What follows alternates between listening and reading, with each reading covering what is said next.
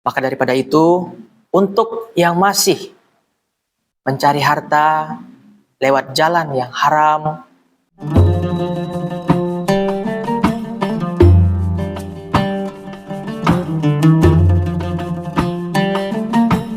Assalamualaikum warahmatullahi wabarakatuh. Alhamdulillah, alhamdulillahirabbil alamin, wa bihi nasta'inu ala umurid dunya waddin, wassalatu wassalamu ala asrofil anbiya'i wal mursalin, wa ala alihi wa sahbihi ajmain. Asyhadu an la ilaha illallah wa asyhadu anna Muhammadar Rasulullah. Jamaah peserta Ramadan ceria SDIT Insan Teladan dimanapun Anda berada. Telah banyak nikmat dari Allah yang diberikannya kepada kita semua, terutama nikmat kesehatan dan nikmat iman pula, sehingga kita masih dapat diberikan kesempatan olehnya untuk menjalankan ritual ibadah puasa di bulan suci Ramadan ini. Salah satu nikmat Allah, selain daripada nikmat kesehatan, nikmat iman, dan nikmat kesempatan, berbentuk sejenis harta. Jika kita bicara tentang harta, maka hampir seluruh manusia pasti membutuhkan harta. Dan harta itu sendiri tentu sangat diingini oleh setiap manusia di muka bumi ini. Lalu bagaimana dalam pandangan Islam mengenai harta ini?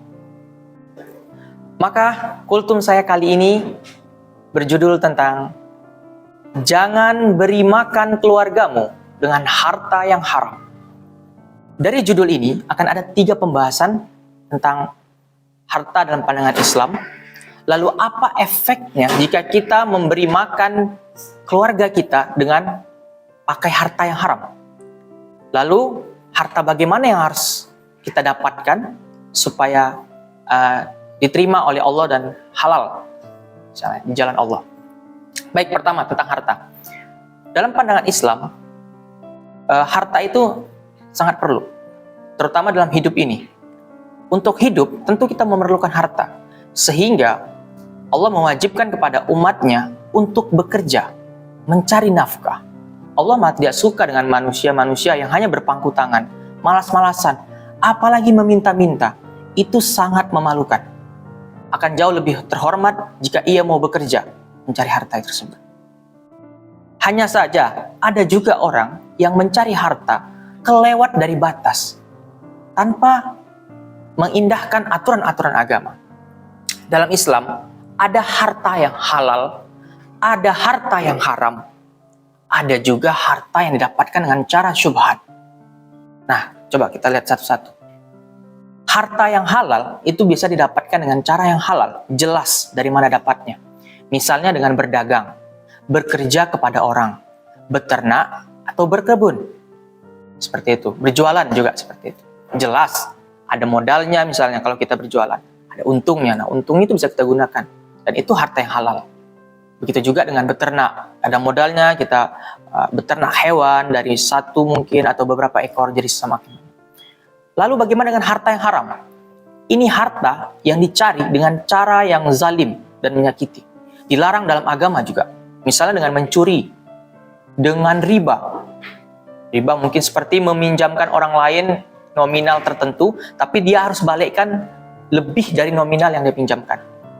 Ada juga dengan judi, menipu orang, atau memperjualbelikan hal-hal yang dilarang dalam agama, seperti minuman keras maupun makanan-makanan yang haram. Itu juga haram. Lalu ada juga harta syubhat. Kalau yang tadi halal dan haram jelas. Nah, syubhat ini bagaimana? Syubhat ini mendapatkan harta dengan cara yang kita sendiri ragu. Ini hartanya halal atau haram? Ada samar-samar dan keraguan di antara itu. Lalu bagaimana dalam pandangan Islam? Sebaiknya harta yang semacam ini ditinggalkan saja. Karena harta yang syubhat lebih mendekatkan kepada arah yang haram. Lalu kita masuk ke penjelasan kedua. Apa efek negatif kalau misalnya kita memberi makan diri kita sendiri dan keluarga kita dengan harta yang haram? Allah berfirman di dalam petikan surat At-Tahrim ayat 6. A'udzubillahi minasyaitonirrajim. Bismillahirrahmanirrahim. Ya ayyuhallazina amanu qu anfusakum wa ahlikum naron wa quduhan nasu wal hijarah. Yang artinya, wahai orang-orang yang beriman, jagalah dirimu dan keluargamu dari siksa api neraka yang bahan bakarnya adalah manusia dan batu. Wah, ini peringatan yang keras sekali dari Allah Subhanahu wa taala. Bahwa jika kita mencari harta dengan cara yang haram, itu seperti kita memberi makan anak istri kita atau keluarga kita dengan bara api. Kalau kita benar-benar sayang dan cinta kepada anak istri kita, maka sesungguhnya yang akan kita berikan adalah hasil keringat kita, hasil kerja keras yang betul-betul lillahi ta'ala. Karena bekerja keras sendiri pun bagian daripada ibadah. Bekerja keras sendiri pun itu bagian daripada jihad untuk menghidupkan anak istri kita agar berguna bagi bangsa dan agama. Tapi kalau caranya dengan cara yang haram, maka itu sama saja kita menuntun mereka ke gerbang neraka dan menjadikan mereka dan diri kita juga bagian daripada bahan bakar api neraka. Lalu harta seperti apa yang harus kita cari? Tentu harta yang baik, yang halal, yang berkah. Permasalahannya terkadang kita menjadikan harta ini adalah sebagai tujuan. Padahal seharusnya harta adalah alat atau sarana untuk mendekatkan diri kita kepada Allah Subhanahu wa taala. Tujuannya tentu untuk meraih ridha Allah, mendapatkan keberkahan hidup di dunia maupun di akhirat. Maka daripada itu, jika kita menjadikan harta sebagai jalan atau sarana, maka harta itu akan tentunya kita cari dengan cara yang halal dan berkah. Karena niat kita karena Allah. Tapi, kalau kita menjadikan harta sebagai tujuan, itulah yang berbahaya. Karena kita akan menghalalkan segala cara, menabrak hukum-hukum agama, hanya agar bagaimana kita punya harta yang banyak, anak istri kita bisa makan dan mempunyai kelimpahan harta dan kemewahan, tapi kita tidak peduli bahwa kedepannya kita akan mendapatkan siksa dan azab dari Allah Subhanahu wa taala. Maka daripada itu, untuk yang masih mencari harta lewat jalan yang haram, please stop, berhentilah. Mari perbaiki sebelum terlambat.